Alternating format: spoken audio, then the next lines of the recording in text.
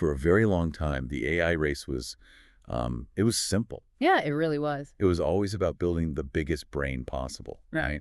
Everyone just wanted the smartest, most powerful system on the market. Mm-hmm. Beat. But today, a quiet revolution is actually happening. Absolutely. The real battle is now about price and efficiency. It is about getting real work done without going broke. The entire narrative of the industry is shifting rapidly. I mean, developers care deeply about unit economics right now. Raw intellectual dominance is, well, it's simply no longer enough. Welcome to the deep dive. We're unpacking a sudden and fascinating shift today. Two highly competitive models just arrived on the scene. And they are making serious waves. Right.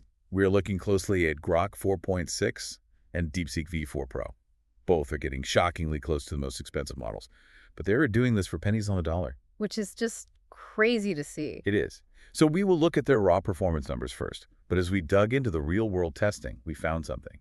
We found a massive plot twist regarding token usage. Oh, yeah. The real-world data completely changes how we view these models. Ultimately, we will figure out which model you should actually choose for your workflow. So let's start by looking closely at Grok 4.6. Let's do it.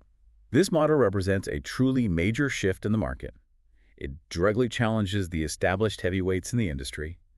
It blurs the line around top-tier performance and everyday accessibility. It really does. And this brings us to the core concept of frontier models. Right, which are the absolute smartest, most capable AI systems available right now. Exactly. And Grok 4.6 is basically knocking heavily on their door. Cursor notes, this version was built for complex, multi-step tasks. It targets large coding projects and serious knowledge work. You can see Grok 4.6 as a dedicated worker. It's definitely not just for casual chatting anymore. No, not at all. The performance numbers tell an incredibly fascinating story here. Let's examine the Artificial Analysis Intelligence Index. That is the big one. Yeah, that index combines 9 different major benchmarks together. It gives us one comprehensive capability score for models. Grok 4.6 scores a solid 61 on that specific index. Wow. I know, right? That perfectly matches the powerful GPT 5.6 Solmax model. Wait, really? How does a cheaper model match that expensive standard? What exactly is happening under the hood there? Well, it comes down to highly specialized training techniques. They stopped trying to make the model deeply conversational. Oh, I see. Yeah, they focused entirely on intense logic and deep reasoning. It actually trails Fable 5 Max by just one single point. The performance gap is incredibly small across the board. That is wild. Look at GDP Valet version 2. Grok 4.6 scores 1,753 on that specific test. That actually beats GPT 5.6 Solmax entirely. Really? Yeah. It also beats the highly capable Fable 5 Max. The coding scores are particularly interesting to me, though. I mean, coding requires rigorous logic and strict structural discipline. Exactly, and the coding benchmarks highlight its greatest hidden strengths. Let's look closely at Cursor Bench 3.2. Grok 4.6 high scores 69.9% on that rigorous test. That is very close to Fable 5 Max at 70.5%, and it completely beats GPT 5.6 Solmax at 67.2%. There was also an extra high version available, right? Yep. Grok 4.6 Extra High reaches 70.8% on the leaderboard. Then we have Frontier Code 1.1 Extended to consider.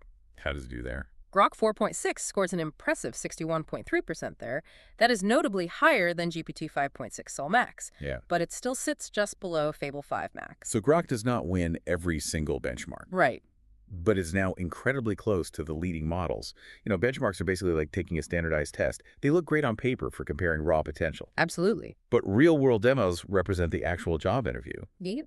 How is Grok performing in the real world? Oh man, developers are sharing some genuinely crazy early results online. Tin.js ran a very simple direct prompt test. He asked the model to create a racing game. Okay, a racing game. Yeah, and he wanted the entire game written purely in HTML. Grok 4.6 built a fully playable game immediately, and it did that in about 1 single minute. 1 minute to build a playable game is staggering. That requires understanding game loops, rendering, and, user input. It is insane. Another complex test showed something even more visually impressive. It showed Grok 4.6 creating a Falcon 9 booster return simulation. Oh, wow. Yeah, it handled that complex physics simulation perfectly on the first try. These examples prove its coding ability turns into highly usable outputs. We really need to talk about the pricing structure now. Yeah. Because this is where the math gets genuinely fascinating. It really does. SpaceX AI lists Grok 4.6 at $2 per million input tokens. It charges $6 per 1 million output tokens. Which is crazy. You have to compare that carefully to the big players. GPT 5.6 all is $5 for input tokens. It jumps to $30 for output tokens. Fable 5 is even more expensive than that baseline. What? They charge $10 for 1 million input tokens. They charge $50 for 1 million output tokens. So the difference is huge. Right, Grok 4.6 is significantly cheaper for heavy API users. That massive price gap changes a company's monthly cost. Beat.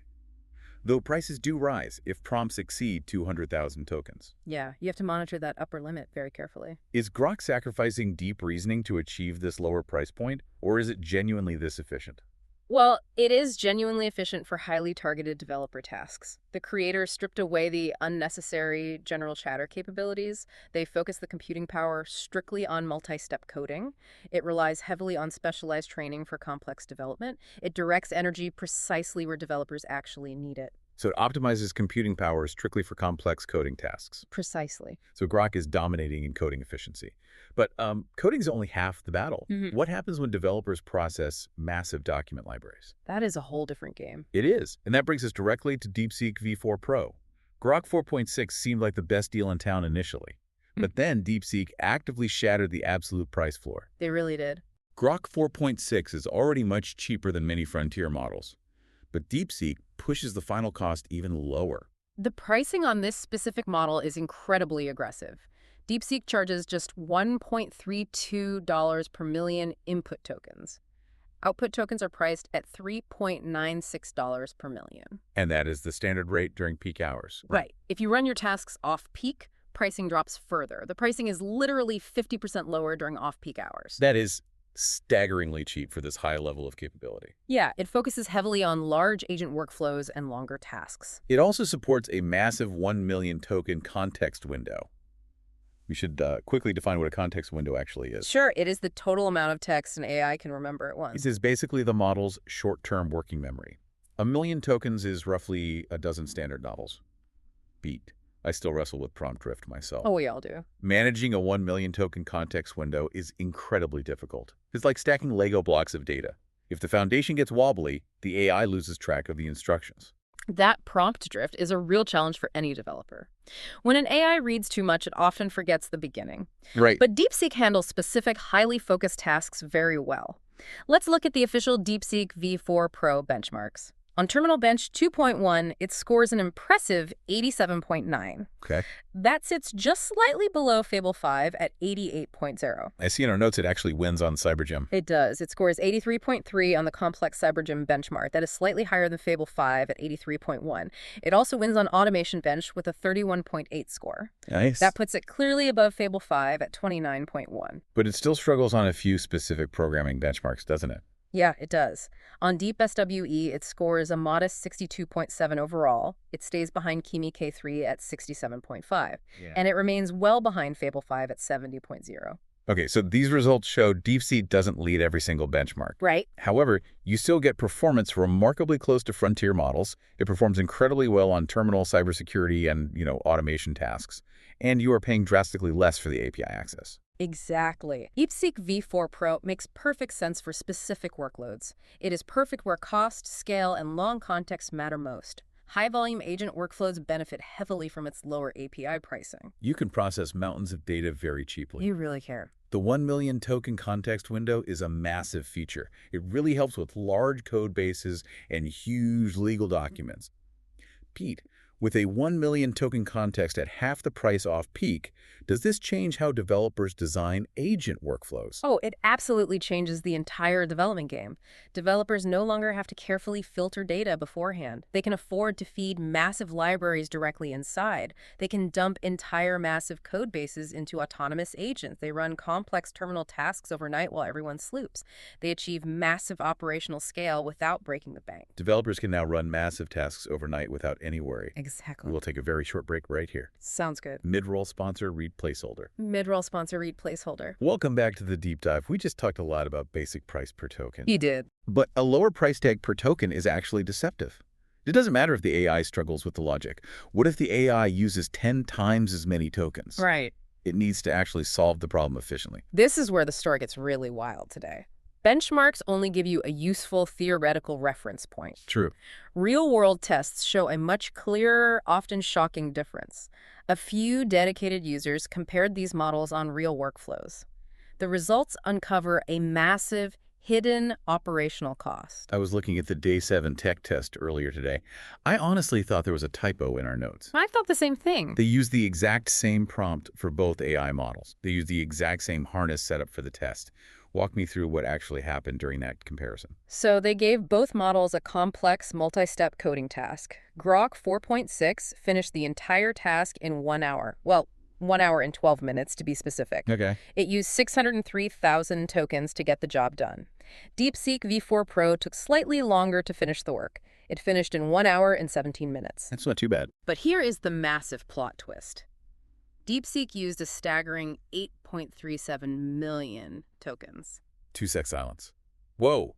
I mean, imagine scaling to 1 billion queries and realizing your cheaper model just burned through 14 times the tokens. It completely destroys the initial attractive cost advantage. When DeepSeek hits a complex agent workflow, it tends to overthink. Ah, I see. It tries a solution, fails, and tries again repeatedly. It burns thousands of tokens in a confusing loop. Grok takes a much more direct, linear path forward. You mentioned they used the exact same harness setup earlier. What exactly is a harness setup anyway? It's the surrounding code environment letting an AI interact with your system. So the environment itself dictates the AI's overall efficiency.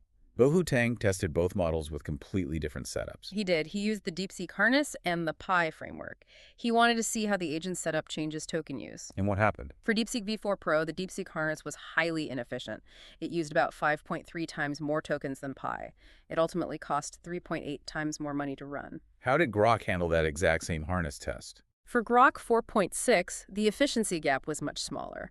It used around 2.7 times more tokens overall. It cost 2.4 times more money to complete. Wow. This test proves the model is only one part of your cost. The setup itself literally changes your final monthly bill. If the harness is poorly designed, the AI spins its wheels. Exactly. Jonsong also ran some very important tests recently. He tested both models on his own real agent framework. Yeah, he used complex real-world agent tasks for his testing. He found that both models look far less impressive. They didn't match their shiny public benchmark scores at all. Complex multi-step tasks clearly change the reality of performance. The way a model uses tools and keeps context matters greatly. Right. Handling several sequential steps introduces many points of failure. Beat. If token efficiency drastically alters the final bill, are we measuring the wrong things on these public leaderboards? We are definitely measuring the wrong things right now. Leaderboards measure raw capability in perfectly isolated, sterile conditions. They assume the model always walks a perfectly straight line. They completely ignore the messy reality of actual development work. They ignore how many costly dead ends a model explores. Leaderboards measure perfect conditions, completely ignoring the costly dead ends. Yes, beautifully said. Benchmarks and raw token prices can clearly be deceiving. Let's transition to a practical, down-to-earth guide for our listeners. After looking at tests, how do you choose based on your daily work? You have to choose strictly based on your specific workload. You cannot just look at which model ranks nominally higher. Right. If you mainly write code, the choice is pretty easy. If you already work inside Cursor, you should use Grok 4.6. It has incredibly strong, proven coding capabilities. Plus, it has deep native cursor support integrated fully. Yeah, you get seamless support across desktop, web, and CLI interfaces. You can use Grok 4.6 effortlessly in complex agent workflows. Grok Build is also fantastic for longer, intricate coding tasks. It integrates perfectly into a developer's existing daily habits. Yeah. Now, what if you have much larger data-heavy workloads? What if you process massive, sprawling document libraries? That is where DeepSeek V4 Pro really shines brightest. It is the absolute best choice for high-volume agents. Totally. If you run heavy, off-peak terminal tasks, choose DeepSeek. If you run massive cybersecurity log analyses, choose DeepSeek. Yep. The massive 1 million token context window is simply unbeatable. The rock-bottom API cost makes it the clear winner for scale. You can process data like running a dishwasher at night. That's a great way to put it, but there are still crucial reasons to stick with the giants. You should keep GPT 5.6 Sol or Fable 5 available. Why is that? Well, tasks demanding absolute peak reasoning require the absolute best tools. They still give you clearly results on complex edge cases. They handle deep nuance better than the cheaper models. A slightly higher benchmark score matters so much less practically. The actual quality you get in your workflow is what matters. Beat. Should developers completely stop chasing leaderboard ranks and just A/B test everything locally? I strongly believe that is the only logical way forward. A cheaper model may perfectly fit your specific daily workflow. It might actually use fewer tokens overall to solve problems. It might stay more reliable on your specific company data. Local testing reveals the true hidden costs immediately. Leaderboards simply cannot predict your actual production bill. Local testing alone reveals the actual hidden costs and performance. Spot on. We have covered a massive amount of ground today. The AI race has officially entered a totally new phase. It really has. It is no longer just a quest for raw intellectual dominance. It is now fundamentally about basic, grounded unit economics. The raw capability gap between top models is getting much smaller, but the operational price gap can still be very large. API price matters just as much as benchmark performance now. Token efficiency is absolutely crucial for scaling any real business. Oh, without a doubt. A lower token price does not guarantee a cheaper final bill. The specific harness and setup you use change everything completely. You must optimize the environment around the AI model. If token efficiency is the true hidden cost of AI, consider this. How quickly a model gets to the right answer is crucial. Will the next massive breakthrough be less about building smarter models?